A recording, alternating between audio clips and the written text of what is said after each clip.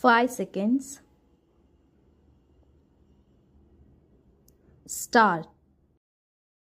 The state returned last year to the cities and towns about $4.5 million of the amount collected from the corporation tax, thus retaining from this source about $1.5 million for its own use. But all these sources of revenue after the corporation tax was returned to the cities and towns would have left a deficit in the state treasury if the state had not levied what is called the state tax. This is a direct tax imposed by the state upon all cities and towns in the Commonwealth and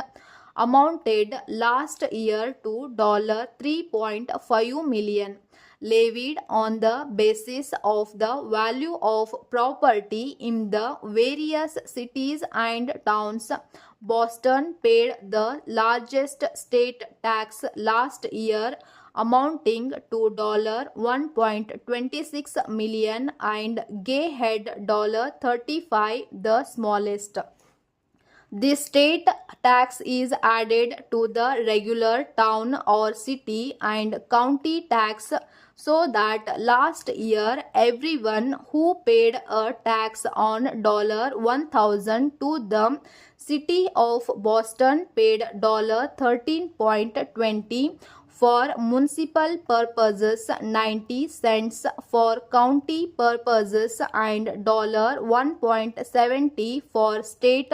purposes, which includes the metropolitan district and armory expenses. Some time ago, the suggestion was made that the state should retain the whole of the corporation tax and collect no direct state tax. Then the cities and towns, aside from county expenditures, would only raise money for their own purposes, and the state would have the entire benefit of the corporation taxes. It was found, however, that this would affect the cities and towns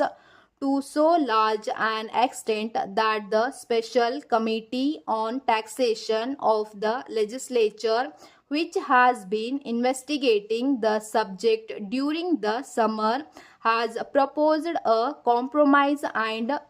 recommended the keeping by the state of so much of the corporation tax as is derived from public service corporations, stating in its report as follows: the principle that personal property follows the domicile of its owner, and should there be taxed, whatever its value should have little or no weight when the personal property involved represents none other than the tangible assets and franchises of great public service corporations.